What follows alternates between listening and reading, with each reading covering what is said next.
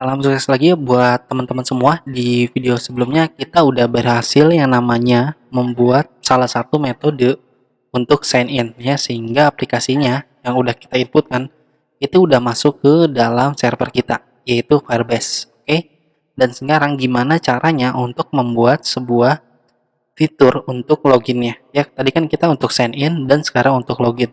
Ya, tentu aja kok harusnya nih kalau misalkan teman-teman yang komplain, kok harusnya kan kalau kita udah sign in ya, kita udah daftar, harusnya dia masuk ke halaman dashboard ya kan. Kok ini kok enggak ya, karena saya belum masuk ke materi itu terlebih dahulu ya. Jadi saya fokusnya ke teman-teman di sini cara penggunaan suatu buah function ya. Jadi cara yang tepat menggunakan function itu seperti apa, dan struktur function yang baik itu seperti apa ya. Jadi minimal teman-teman udah paham cara membuat out sign in ya, dan cara mengolah data menggunakan API-nya itu teman-teman tahu dulu ya. Nanti langsung aja bisa aja di sini kita arahin ke halaman dashboard, cuma nanti saya akan bahas di pembahasan tersendiri untuk itu. Dan sekarang kita akan coba fokus ke dalam aplikasi kita, yaitu untuk login terlebih dahulu ya. Di sini ya, kita kan bisa membuat sebuah metode lagi di sini dengan nama out login ya, seperti ini. Dan sebenarnya fungsinya ini adalah fungsi login dan sign in ini adalah sama ya. Teman-teman bisa copy paste, cuman saran saya itu teman-teman jangan pernah copy paste seperti ini walaupun fungsinya sama. Terus aja tulis ya, biar teman-temannya juga makin paham. Di sini saya akan kasih di asynchronous.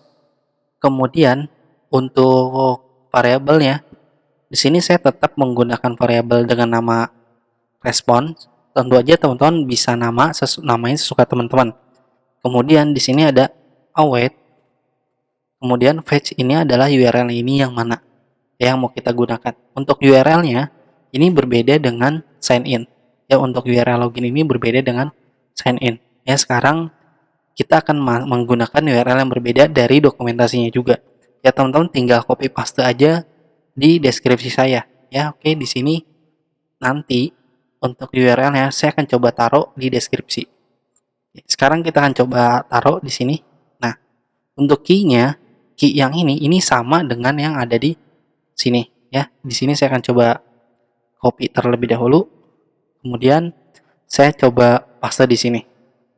Oke, sampai di sini untuk URL-nya kita udah berjalan dengan lancar. Sekarang kita kasih koma, kita kasih kurung kurawal ya. Seperti biasa, kita akan mau ngasih tahu ke Firebase-nya atau ke Firebase-nya atau ke server. Saya menyebutnya sama aja di sini. Metodenya itu kita menggunakan post. Kemudian untuk header-nya di sini dia sama dengan yang ada di atas ya, yaitu content type dan application strip JSON seperti ini. Kemudian untuk isinya pun ini isinya sama ya. Di sini ada body, kemudian kita taruh json.stringify seperti ini, kemudian buka kurung dan kasih kurung kurawal. Dan untuk isinya di sini ada email sama ya, di sini kita menggunakan email, dan passwordnya pun di sini sama, kita menggunakan password. Dan kita mengembalikan secure tokennya itu dia bernilai dengan true ya, atau dia bernilai 1. Setelah sampai di sini, kita pengen melihat sebuah respon dari yang udah kita buat ini ke dalam bentuk JSON ya. Berarti di sini kita taruhin res data ya, seperti ini. Kemudian kita tunggu await respon.json. Oke, seperti ini. Kemudian untuk responnya kita taruh dia di dalam konsol. Oke, seperti ini variabelnya. Dan saya akan coba jelasin sedikit ke teman-teman.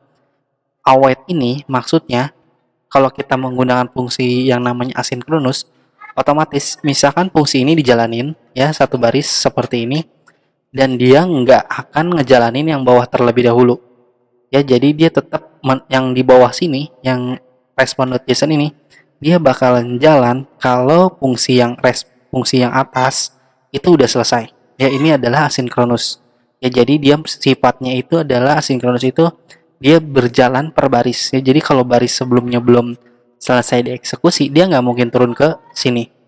Ya, yang artinya si await ini dia adalah menunggu fungsi dari yang atas. Ya, kalau bedanya kalau kita menggunakan den seperti ini, ya yang udah kita buat, fungsi ini dijalanin, ini dia bakalan bedanya ini dia runningnya nggak per baris. Ya, jadi dia main tinggal-tinggalan. Ya, jadi misalkan yang fungsi sebelumnya yang atas yang ada di sini, den yang pertama, dia nggak mungkin dia kalau misalkan fetch ini berjalan belum selesai, dia udah ngejalanin yang ini dan dia udah ngejalanin yang ini.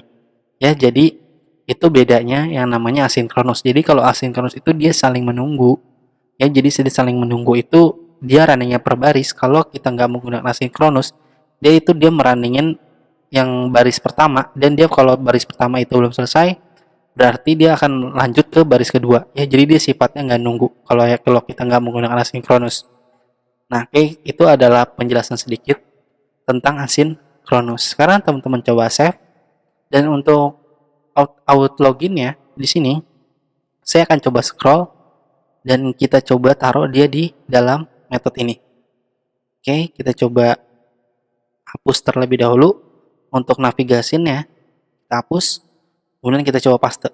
Oke, kalau udah seperti ini teman-teman coba save.